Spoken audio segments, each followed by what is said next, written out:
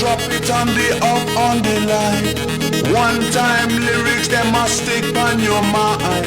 Proper bassline I go crop and provide. My MC Esse é o Bunker da Cultura,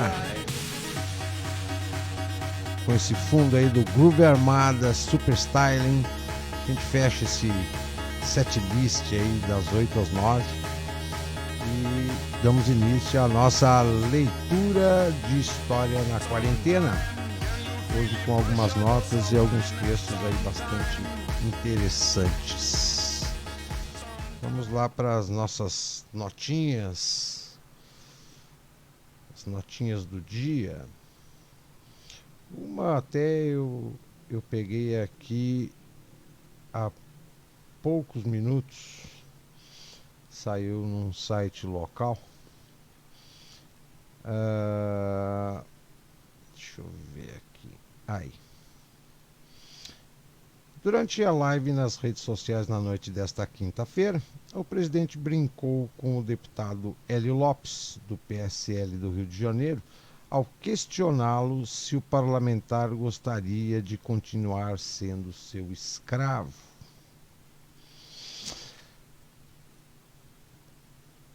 Olha, primeiro, desde que o Bolsonaro era candidato, na época candidato a deputado federal, parecia papagaio de pirata dele. Mas não bastando essa brincadeira, eu considero uma verdadeira idiotice, o presidente ainda completou. Chamou o deputado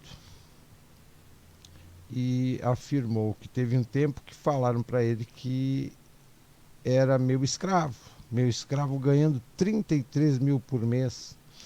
Bom, já não basta tantos absurdos, o presidente esqueceu que o deputado ganha 33 mil, não para ficar paparicando ele, mas ele foi eleito deputado federal e 33 mil é o salário dele.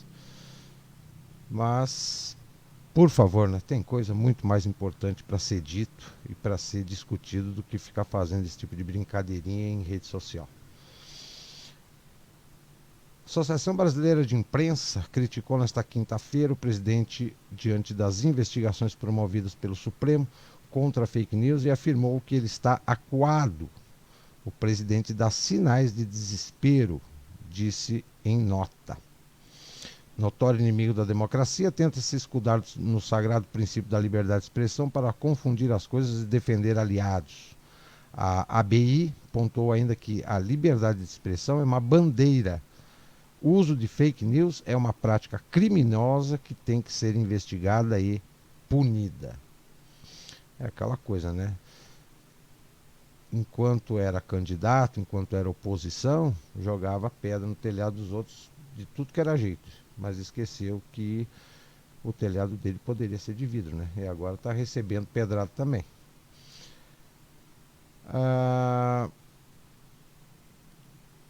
Deixa eu ver aqui uma outra notinha de hoje. Eu comentei, eu acho que anteontem, do empenho que o Palácio do Planalto abriu para comprar uma esteira para o vice-presidente no valor de 44 mil.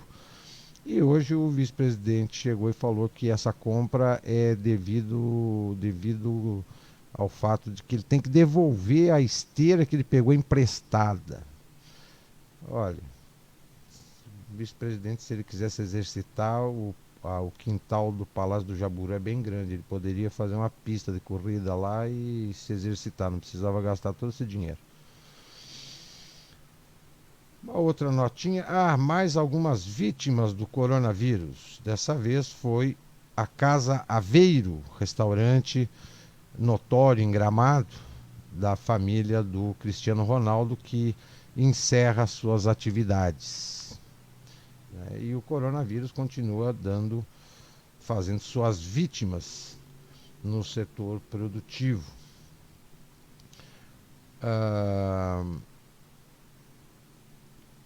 Deixa eu ver se tem mais alguma coisa aqui. Eu encontrei uma resenha de um filme que eu assisti, inclusive indico. O filme é Os Dois Papas. É um filme baseado em fatos reais e que também está disponível no Netflix, né, que conta a história do Papa Ratzinger e do Papa Francisco. À direita da tela é apresentado um alemão desconectado do mundo, sisudo, relutante a mudanças e com um passado ligado ao nacionalsocialismo. À esquerda, um anjo latino-americano popular, leitor de Marx e de Paulo Freire, empenhado em reformar a igreja, inconformado com a desigualdade social e que, coitadinho, foi obrigado a se distanciar dos movimentos socialistas durante a ditadura na Argentina. Então, essa resenha já começa mostrando o perfil dos dois personagens principais. Durante o filme, mensagens socialistas são levadas ao público, culminando na eleição do Papa moderninho, que tolera ditadores socialistas, mas não presidentes cristãos, que tentam reconstruir o papel da igreja e da família em seus países. O filme termina como ele indo visitar o ex-papa atrasado, vêm juntos à final da Copa no Brasil. A seleção da Argentina perde para a da Alemanha, mas o Papa moderninho dá mais uma lição ao mundo. Abraça o representante do país vencedor, demonstrando quanto os socialistas são tolerantes. Que lindo! A principal mensagem do filme, visto por milhões de pessoas, é a seguinte: o marxismo é a modernização do cristianismo. Mas vale a pena. Vale a pena assistir esse filme. É um filme muito bem desenvolvido, um roteiro muito bem desenvolvido, uma interpretação excelente, vale a pena. Só que, claro, tem que observar o filme, assisti-lo com um olhar bastante analítico, para não cair no discurso romântico que o Papa Francisco gosta de deixar para os seus ouvintes. Hoje também a China aprovou a lei que pode significar o fim da autonomia de Hong Kong. Infelizmente, a ex-colônia britânica de Hong Kong, que era um paraíso capitalista e democrático, está em vias de virar mais um galho da social-democracia chinesa e a sua política autoritária. O que mais que temos aqui? Para fechar as nossas notas de hoje, mais um número preocupante. Temos mais 1 milhão de desempregados, chegando à marca de 20 milhões no país. No último mês de abril, entrou na conta dos desempregados 1 milhão em um mês. E casualmente hoje, eu dando uma espiada no Jornal do Meio-Dia, a repórter falou que o Brasil chegou à marca dos 12 milhões de desempregados. Mero engano. 12 milhões nós já tínhamos desde que o Temer estava no poder. Agora, com essa crise do coronavírus, são mais 8 milhões de desempregados. Ou seja, o Brasil aí está com uma taxa de desemprego chegando ou ultrapassando os 20%. E o governo brigando com o judiciário e fofocando bastante na internet com os seus populismos e frases feitas e movimentos e etc, etc. Tá difícil. Tá difícil. Mas vamos lá para as nossas pautas de hoje. Eu vou começar com um tema que se refere a um personagem da história, não brasileira, mas da Argentina. Mas me chamou bastante atenção pelo fato em si. O título do artigo, escrito por... onde é que está o nome do autor aqui? Onde é que está? É aqui, biógrafo. O nome dele é Ordóñez. Ele é um sociólogo e historiador argentino. Ele escreve o seguinte, o título é Censura Global Sionista.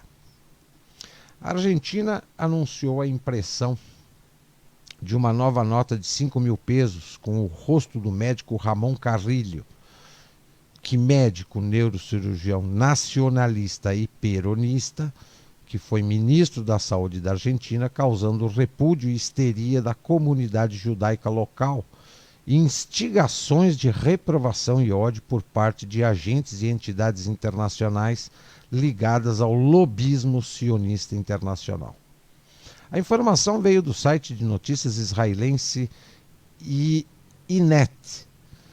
O embaixador de Israel na Argentina tuitou na segunda-feira, abre aspas, quando dizemos nunca mais, em referência ao Holocausto, não faz sentido comemorar alguém que pelo menos simpatiza com essa ideologia. Acompanhando isso, o embaixador britânico na Argentina, Mark Kent, fez o mesmo, abre aspas. O nazismo foi o maior mal do século XX, levou ao Holocausto, e não devemos comemorar quem participou desse terrível episódio. O Simon Wiesenthal Center criticou o governo argentino, afirmando que o mesmo estava prestando homenagem a um admirador de Hitler. Shimon Samuels e Ariel Gelblum, diretores de Relações Internacionais e para a América Latina do Wiesenthal Center, afirmaram: rejeitamos enfaticamente a escolha de um personagem que manchará a Argentina com sua imagem em sua nota de mais alta denominação.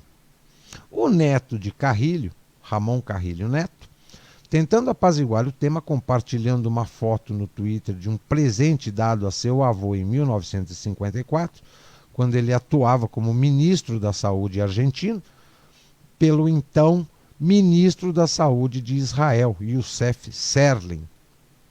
Mas qual o motivo de tanto alarde da comunidade judaica internacional? Você sabe quem foi Ramon Carrillo e qual foi o seu legado e importância, não só para o povo argentino, nem para a América do Sul, mas para toda a humanidade hoje? Se não sabe, imagine a importância do argentino para a medicina e saúde pública atual em épocas de pandemia, como esta que a gente vem passando. Quem foi Ramon Carrillo?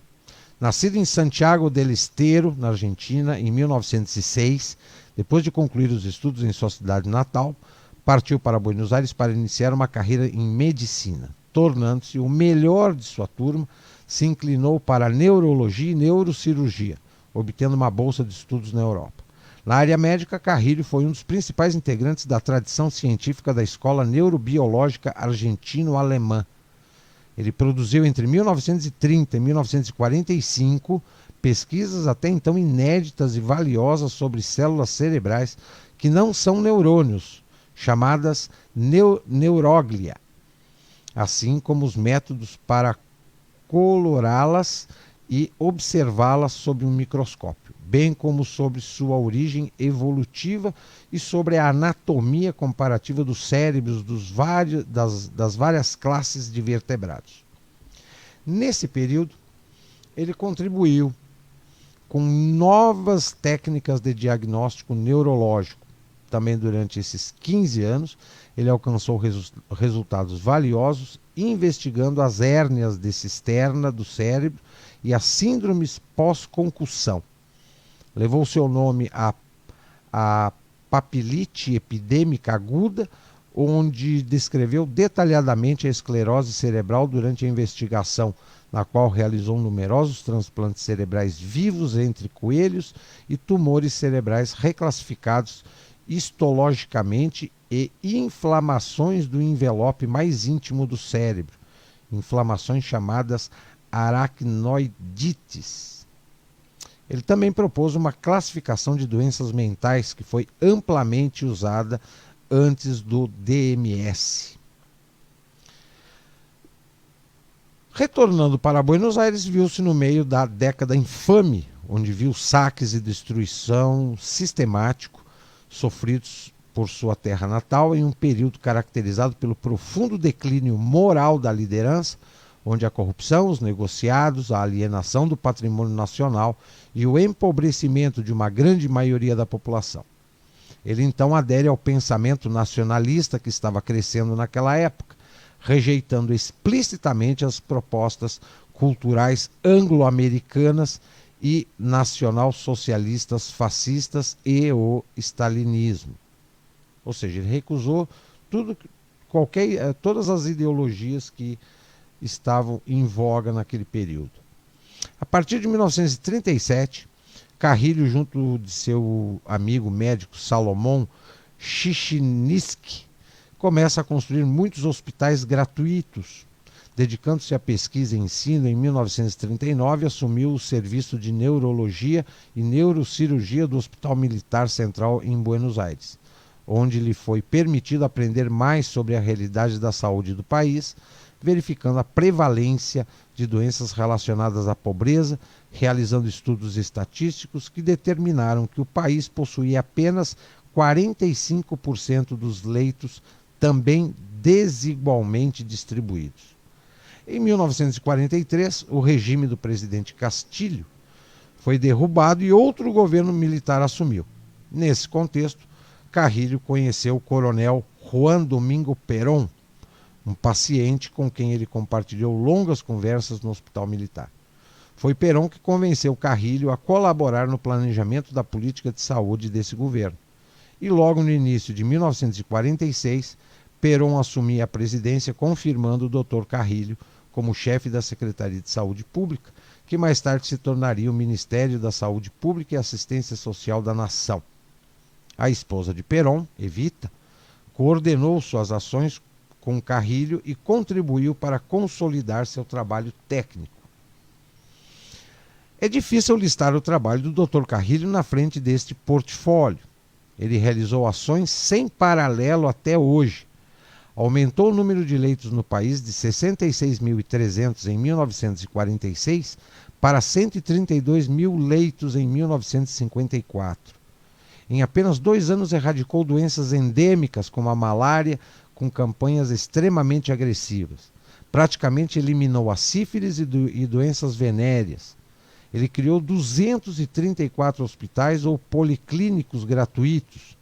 A taxa de mortalidade por tuberculose diminuiu de 130 por 100 mil para 36 por 100 mil habitantes. Terminou com epidemias como tifo e brucelose. Reduziu drasticamente a mortalidade infantil de 90 mil para 56 por mil. De 90 por mil para 56 por mil. Tudo isso priorizando o desenvolvimento da medicina preventiva, a organização hospitalar, conceitos como centralização normativa e descentralização executiva. Isso não tem nada a ver com a descentralização que apenas responde a fins meramente econômicos impostos pelos mercados. Escrevendo com Norbert Wiener, o chamado criador da cibernética, Carrilho aplicou-a à arte de governar sob o nome de cibernologia, criando um instituto de cibernologia ou planejamento estratégico em 1951.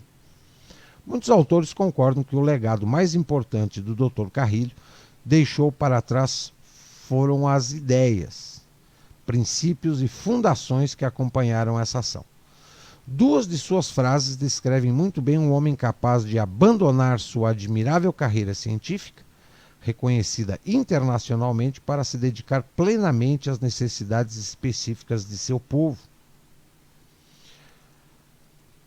Disse ele: os problemas da medicina, como um ramo do Estado, não podem ser resolvidos se a política de saúde não for apoiada por uma política social. Da mesma forma que não pode haver uma política social sem uma economia organizada para o benefício da maioria. As conquistas científicas em saúde são úteis apenas se forem acessíveis às pessoas. Ordonez, seu biógrafo, afirma: ele morreu aos 50 anos, pobre, doente e exilado em Belém do Pará, cidade no norte do Brasil, em 20 de dezembro de 1956, talvez pensando como fez o grande libertador Simão Bolívar, que havia arado o mar. Talvez uma de suas frases mais famosas indique que seu trabalho ainda está inacabado. Diante das doenças geradas pela miséria, diante da tristeza, da angústia e do infortúnio social dos povos, micróbios, como causas da doença, são causas pobres. Em resumo, o Dr. Carrilho, ele participou de um governo peronista que tinha simpatia e, inclusive, foi alinhado com o nacionalsocialismo no período da Segunda Guerra Mundial. Agora, porque ele vai ser homenageado numa cédula, né, numa cédula de 5.000 pesos, a comunidade judaica internacional se acha no direito de rotulá-lo como um nazista, um criminoso, sem observar o trabalho que ele deixou para a humanidade. É mais importante a perpetuação das mentiras que os sionistas pregam desde o final da guerra do que respeitar e louvar o trabalho desempenhado por esse médico argentino. Segundo tema também tem a ver com os nossos amigos sionistas.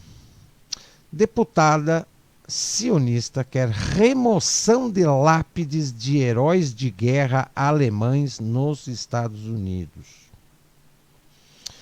Uma deputada supremacista judia dos Estados Unidos pediu ao Departamento de Assuntos dos Veteranos dos Estados Unidos que substituísse 3 lápides em cemitérios militares com suásticas e menções a Hitler. É profundamente preocupante e terrivelmente ofensivo que lápides adornadas com suástica, que incluam mensagens em homenagem a Hitler, continuem presentes nos cemitérios nacionais da administração de veteranos deste país, disse a deputada Debbie Wasserman Schultz, em um comunicado ridículo. A decisão da VA é o Departamento de Assuntos dos Veteranos. A decisão da VA de deixar as suásticas no lugar, bem como as mensagens em homenagem a Hitler, enquanto ignora as chamadas para derrubar as lápides, é insensível, irresponsável e inaceitável. E chega em um momento em que incidentes antissemitas documentados nos Estados Unidos chegaram a uma nova alta. Wasserman Schultz está entre as democratas judias mais importantes do Congresso e durante vários anos presidiu o Comitê Nacional Democrata, ou seja, é uma esquerdista declarada. No início desta semana, a Military Freedom Foundation pediu aos assuntos dos veteranos que substituíssem as lápides dos túmulos dos prisioneiros de guerra alemães que morreram nos campos de concentração dos Estados Unidos durante a Segunda Guerra Mundial. 2 estão em um cemitério de Santo Antônio e outro em Salt Lake City. Então aqui, sem querer, cai por terra aquela versão tão difundida de que só a Alemanha tinha campo de concentração com prisioneiros, né? Nos Estados Unidos, em território dos Estados Unidos, havia campos de concentração para prisioneiros de guerra também, tanto que esses alemães morreram lá. E em respeito à nacionalidade deles e à ideologia que eles compactuavam, as lápides foram feitas com suásticas.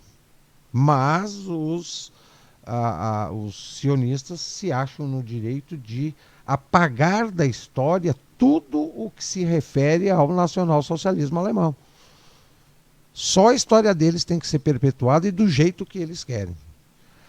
Em 2017, Imran Awan, funcionário da Câmara no centro de uma investigação criminal que potencialmente afeta dezenas de legisladores democratas, foi preso sob a acusação de fraude bancária e é impedido de deixar o país enquanto a acusação estiver pendente. Ele era e na época ainda estava empregado pela deputada sionista Debbie Schultz. Além das suásticas, as lápidas incluem a frase, abre aspas, ele morreu longe de sua casa pelo Führer, pelo povo e pela pátria. Em resposta, um porta-voz dos assuntos de veteranos citou uma política da agência para proteger recursos históricos, incluindo aqueles que reconhecem figuras ou eventos históricos divisivos. Peço aos assuntos dos veteranos que elimine essa política antiquada e substitua imediatamente essas lápides inapropriadas e insensíveis, disse a deputada sionista.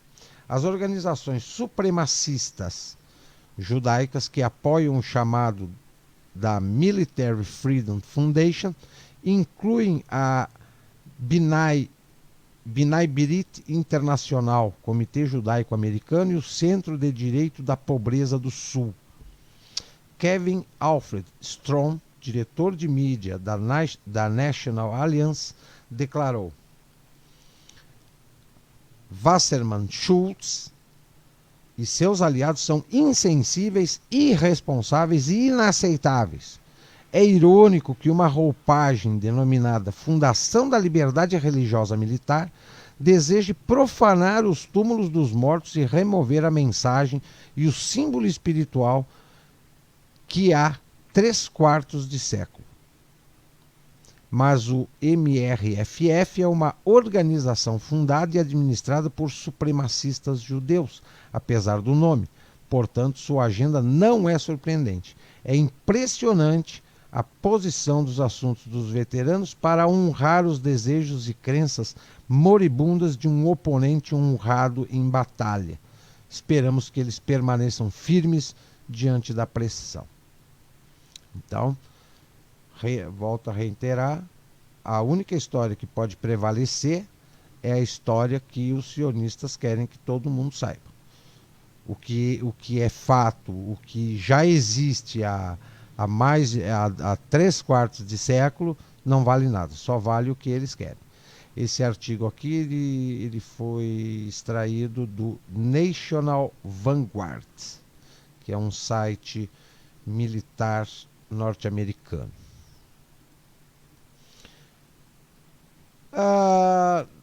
Ontem ou anteontem, nós tivemos aí um clima um pouco tenso entre o nosso ministro da Educação e o Supremo Tribunal Federal, aonde ele, devido às suas declarações polêmicas naquela reunião presidencial, ele acabou querendo fazer um remendo, mas ficou pior do que o soneto.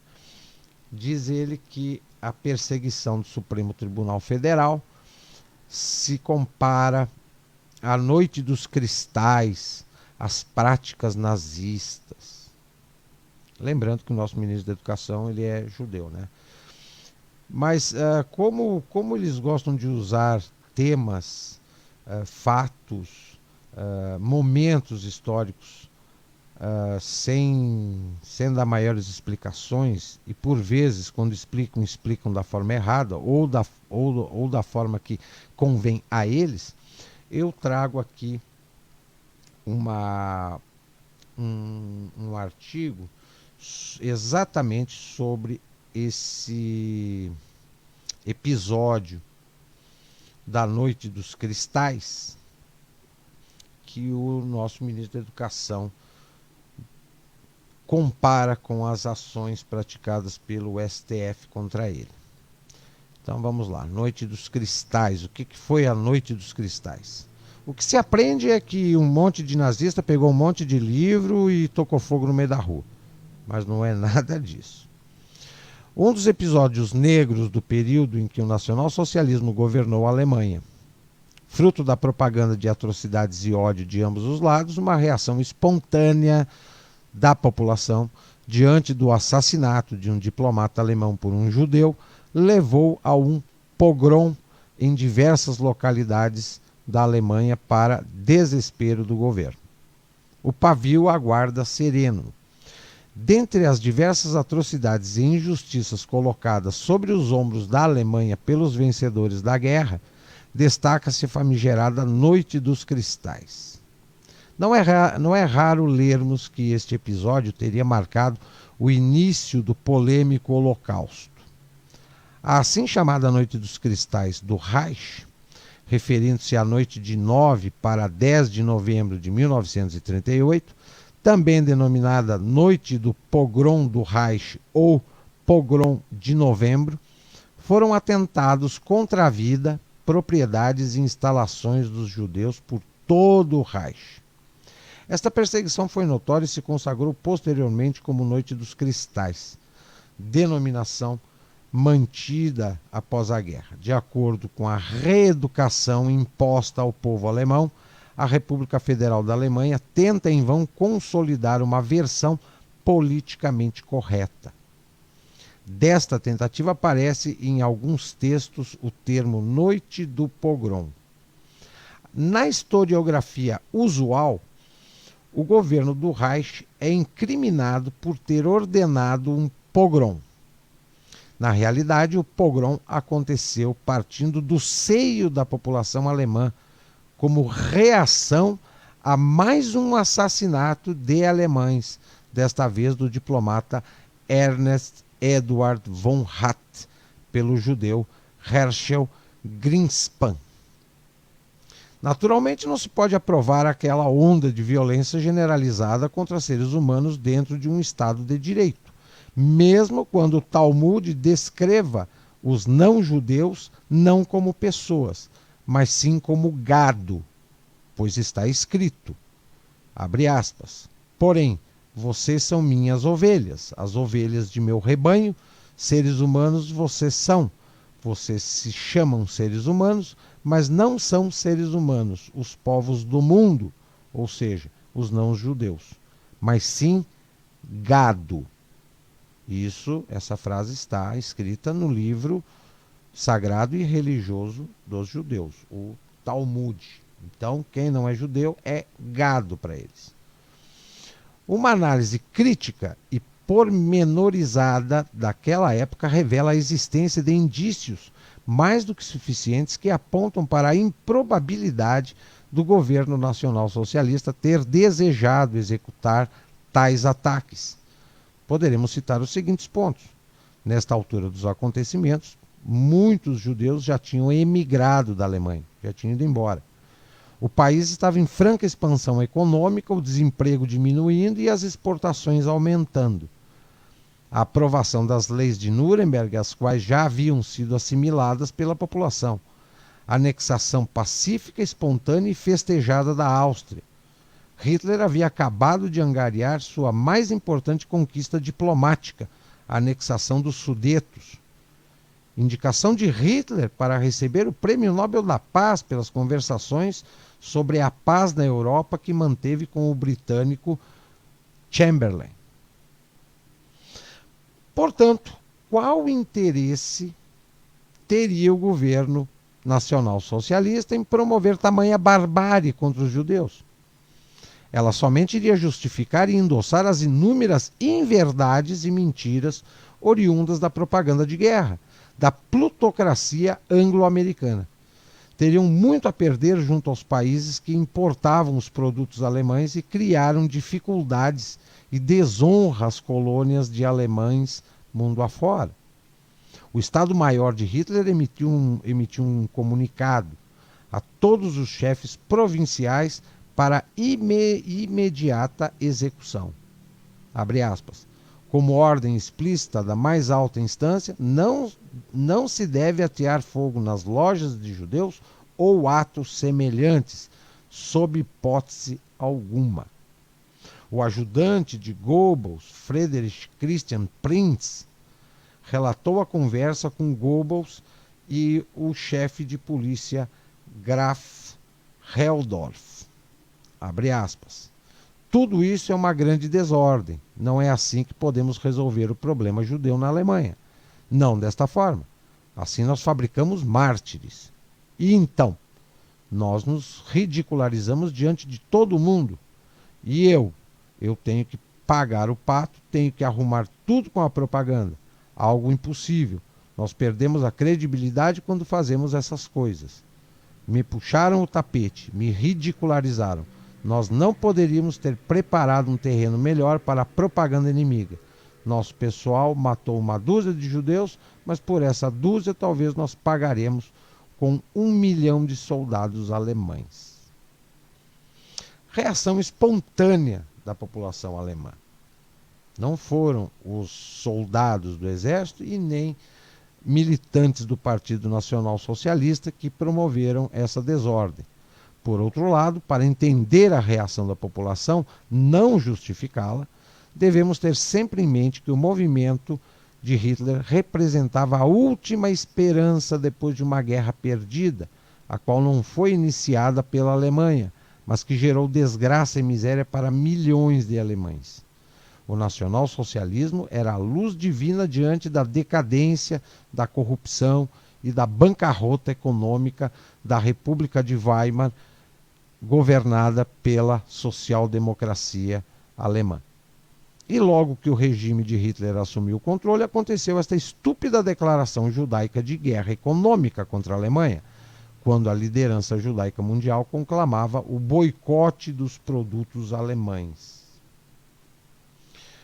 Como reação ao boicote imposto, o governo nacional-socialista conclamou, por sua vez, o boicote contra os produtos e serviços dos judeus, que ainda moravam e trabalhavam dentro do território alemão.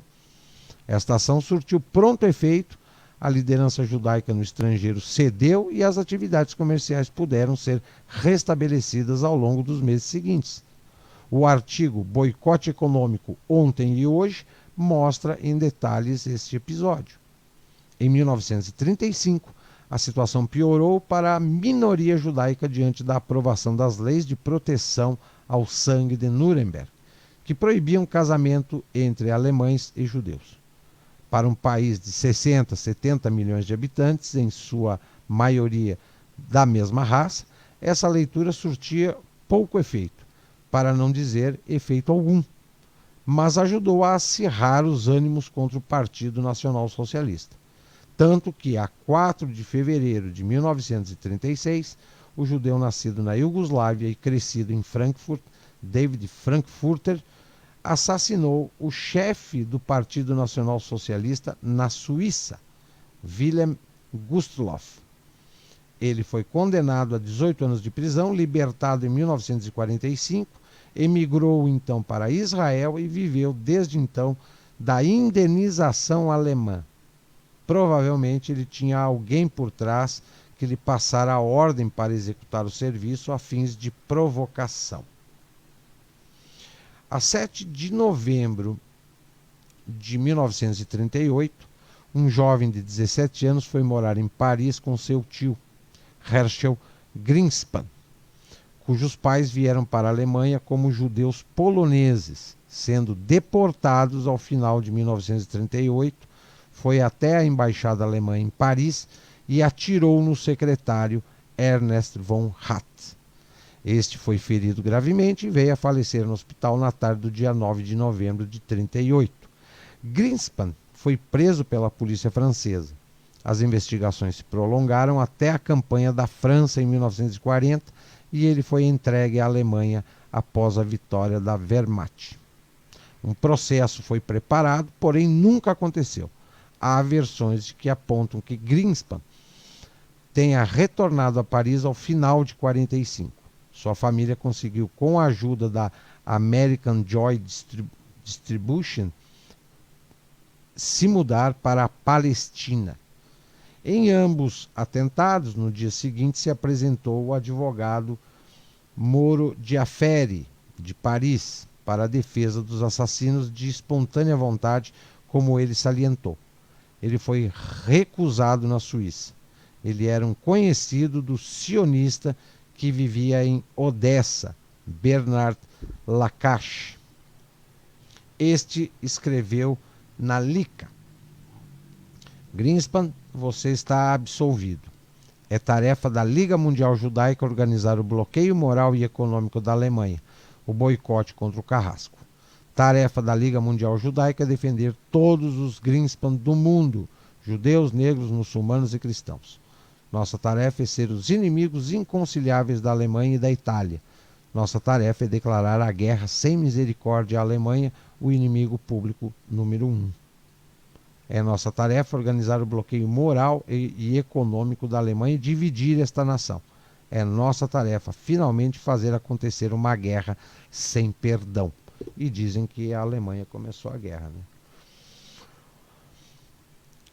Joseph Goebbels declarou de Munique à imprensa: a indignação justificada e compreensível do povo alemão frente ao assassinato covarde de um diplomata em Paris ganhou grandes proporções na última noite. Em inúmeras cidades e vilarejos aconteceram revides contra prédios e comércios de judeus. A toda a população apela-se à vital exigência de parar imediatamente com todas as demonstrações e revidez contra a judiaria, não importa de qual natureza. Os danos provocados na noite de cristal. O número de vítimas é citado entre 36 e 91. Cerca de 10 mil a 35 mil judeus foram presos, dos quais a grande maioria foi liberada nos dias subsequentes. 101 sinagogas foram destruídas pelos incêndios e 76 avariadas. No total, 12% das 1.420 sinagogas foram atingidas. O restante, 88 mil, permaneceram intactas, vindo a ser destruídas em sua grande maioria através do bombardeio terrorista anglo-saxão durante a guerra contra as cidades alemãs. Um exemplo especial fica por conta da sinagoga da rua Oranienburg, em Berlim, que nada tinha sofrido em 1938, porém veio a ser destruída pelo ataque aéreo inglês. Sobre o número de sinagogas atingidas, existem números contraditórios. 191 sinagogas foram destruídas, diz o Die Welt. Pelo menos 1.283 foram invadidas e parcialmente destruídas. Durante o pogrom de novembro, cerca de 840 e 7.500 comércios e lojas, dentre cerca de 100 mil existentes na Alemanha, ou seja, entre 0,8% e 7%, foram destruídos ou avariados, assim como 171 casas. A 11 de novembro de 1938, o chefe da Polícia de Segurança, Heydrich, anunciou ao ministro-presidente prussiano Göring os seguintes números. Esses dados não são ficcionais, foram extraídos dos documentos da época. 191 sinagogas foram incendiadas, outras 76 foram demolidas completamente. Além disso, 11 prédios, capelas em cemitérios de semelhantes construções foram incendiados e outras 3 totalmente destruídas. Foram presos cerca de 20 mil judeus, além disso 7 arianos e 3 estrangeiros. Estes foram presos para sua própria segurança. Homicídios resultaram em 36, também 36 feridos foram levados gravemente. Os assassinados e feridos são judeus. Um judeu continua ainda desaparecido e entre os mortos encontra-se um, e entre os feridos 2 de nacionalidade polonesa. Conclusão. A reação espontânea da população contra a minoria judaica foi fruto da tensão escalonada entre 2 espíritos antagônicos. Ambas as partes lançaram mão da propaganda virulenta para fazer valer seus objetivos. Porém, os efeitos colaterais foram nefastos para os 2 lados. É correto afirmar que a Noite dos Cristais foi um dos pontos negros da história deste período, assim como também é incorreto afirmar que o governo tenha organizado o pogrom. O chefe do partido declarou em setembro de 41. Uma repetição da ação de 9 de novembro de 38 não deve acontecer. Está abaixo da dignidade do movimento quando seus membros incomodam os judeus. Tais ações estão e permanecem proibidas. Então,